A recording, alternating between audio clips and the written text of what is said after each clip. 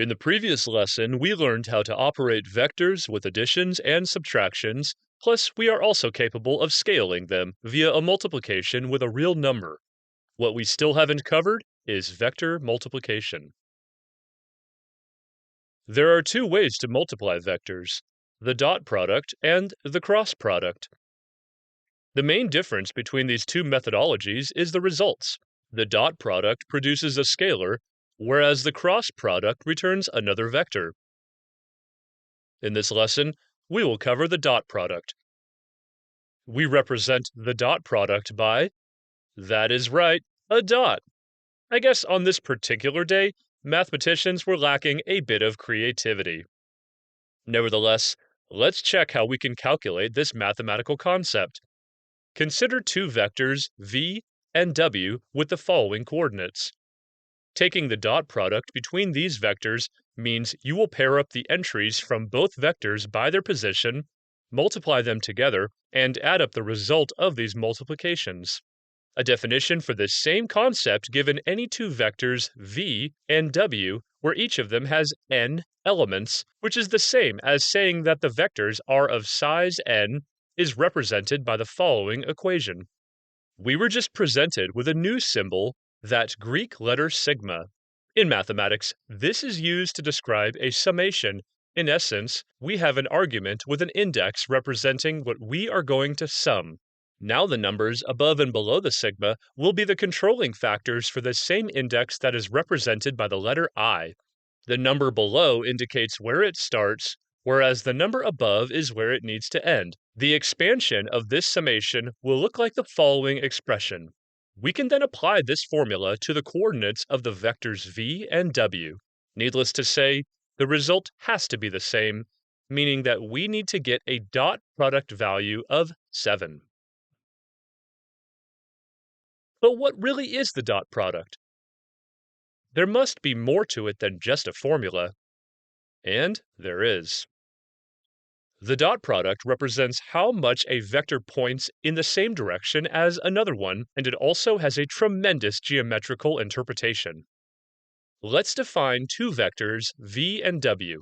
Let's also define the angle between these two sisters as theta. If we are after a measurement that represents how much a vector aligns with another, we could start by rotating w theta degrees into the direction of v. The resultant vector will be the projection of w into v. Given that we have the vector v and the projection of w into v, one way to create a relationship between these two vectors will be to multiply their lengths or norms. Let's start with the length of v. The formula for the norm of a vector comes after one of the distance between 2 points. As all the vectors have the same point for origin, the point 0, 0, the length of a vector is calculated by square rooting the sum of the squares of each of the components of the vector. It took me 7 takes to get this sequence of words right. Let's start with the vector v. V has for coordinates the point 2, 3, so its length comes as the square root of 13.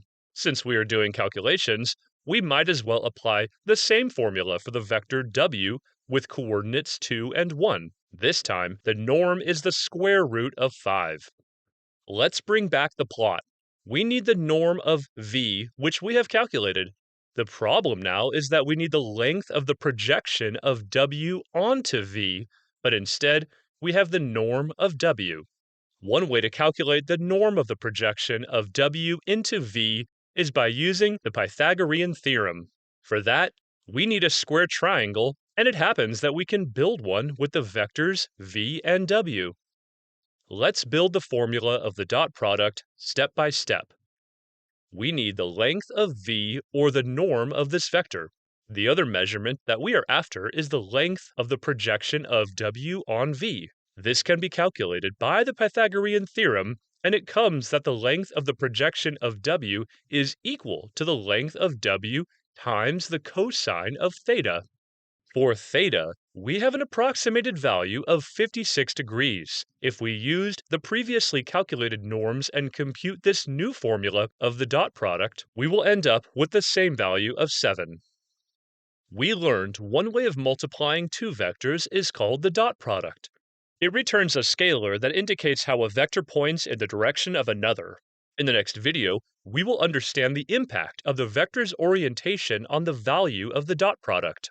If linear algebra for machine learning interests you, consider checking out Volume 1 of a series of books I am working on, a conversational-style mathematics book full of visualizations and real-life examples. Links are in the description.